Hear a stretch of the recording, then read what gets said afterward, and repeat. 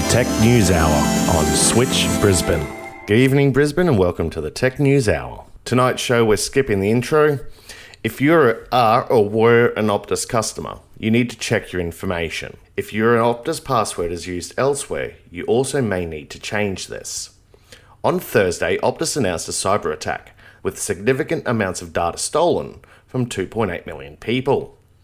Home Affairs Minister Claire O'Neill says a massive breach of Optus's customer data should not have happened, saying it was a basic attack by cybercriminals. Ms O'Neill said it was particularly concerning for those 2.8 million Australians whose stolen data amounted to the 100 points of identification usually needed to apply for services, making them particularly vulnerable to identity theft. Personal customer information, though, was accessed using an API, a common way for computers to exchange information, which appeared to spark Home Affairs Minister Claire O'Neill's condemnation. Claire, who is also the Cybersecurity Minister, said on Monday night that Optus has effectively left the window open for data of this nature to be stolen, flagging bigger fines for data breaches, tougher laws on telecommunications companies, and reforms to consumer information rules. This update though, the data release appeared to be an attempt to pressure Optus into paying $1 million US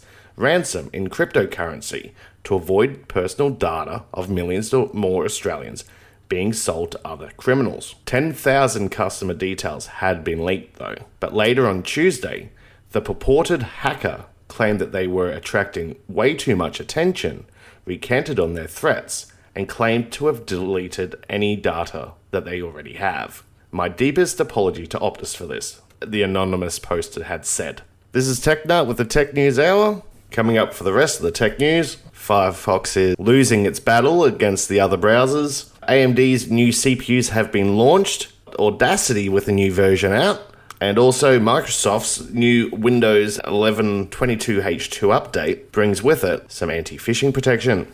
Right, let's get into the music. You're listening to Switch Brisbane's 11:97 AM, and we're in stereo on DAB. The Tech News Hour on Switch Brisbane. AMD's next generation of Ryzen CPUs are here, bringing the new 5nm Zen 4 architecture alongside the arrival of game-changing AM5 socket. This is where the pins are now no longer on the CPU, but on the motherboard.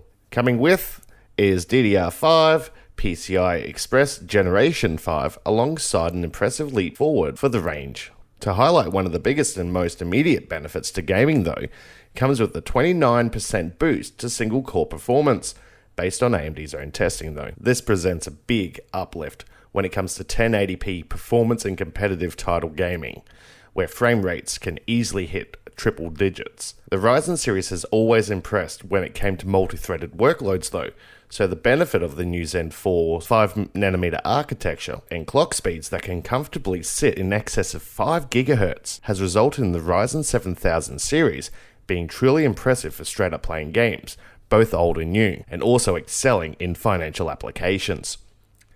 The wait is over. Nvidia has released top card, and with Nvidia claiming that the top end, the RTX 4090, 2 to 4 times faster than its 30 series cards, it's a generation that's worth paying attention to, even if you can't quite afford it yet.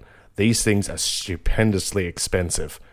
The RTX 4090 is expected to be released October 12, that's 2 weeks from now, with an expected price of $1599, and using TSMC's N4 process, featuring 16,384 CUDA cores and 24 gigabytes of GDDR6X VRAM. You will, however, need a pretty beefy power supply, a minimum 750 watt, and it's recommended if you're using an i9 12900 or one of the new AMD 7000 series CPUs, a 1000 watt power supply is going to be a requirement. These things are power hungry. This is TechNut with the Tech News Hour. Let's get back into the music here on Switch Brisbane, 11:97 AM in stereo DAB. The Tech News Hour on Switch Brisbane.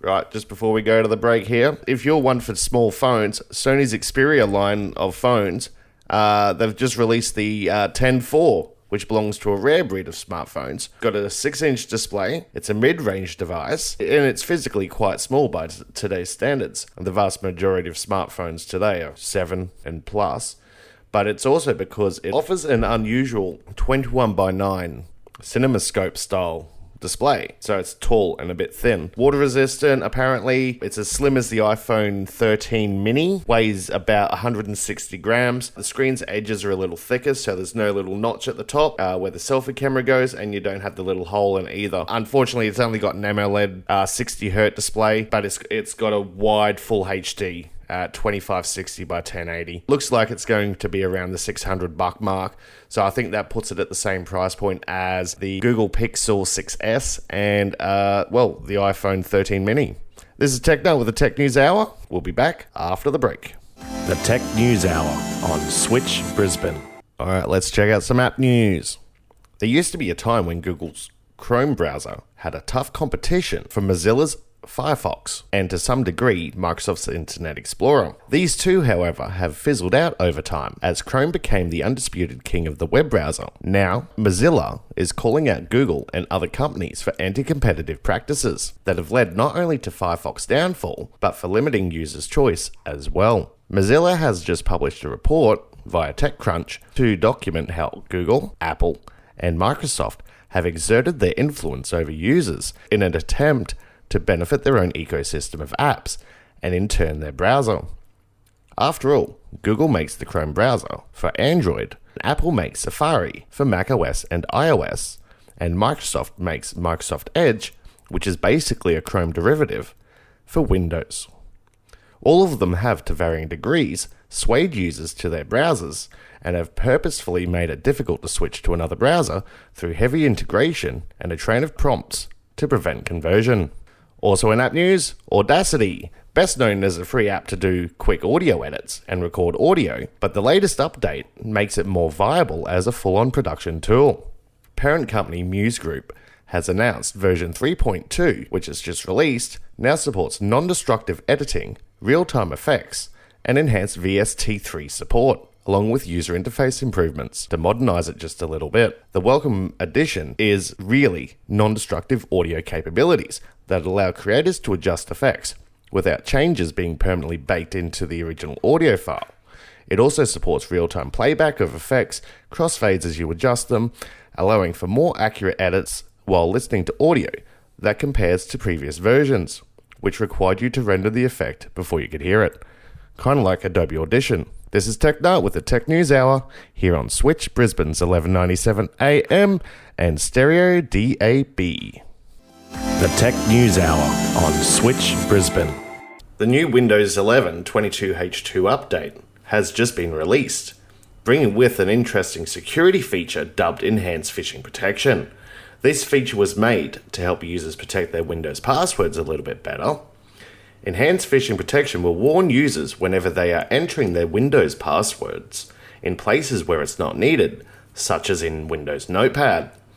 Many people use the same password across several websites, programs, and emails, even though it's very, very unsafe. Surprisingly, many of us pay quite little attention to the security of our Windows password.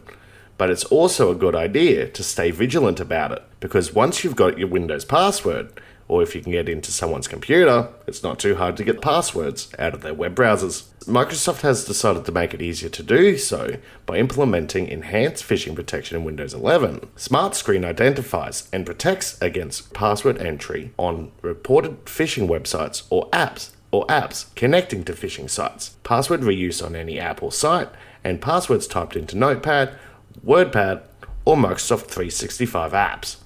Hopefully this goes a little way to thwarting the Indian call centers that make phone calls and pretend to be who they're not.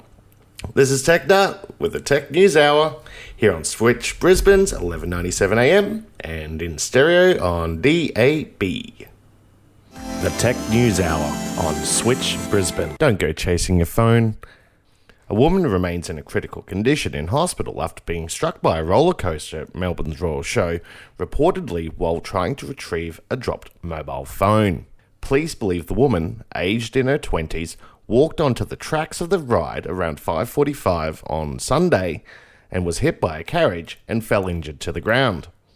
The woman was taken to Royal Melbourne's hospital with critical injuries to her face. Your phone is not that important. If you drop it, if it falls somewhere you don't need it to go and hit up one of the ride operators and ask them to retrieve it for you when it's safe.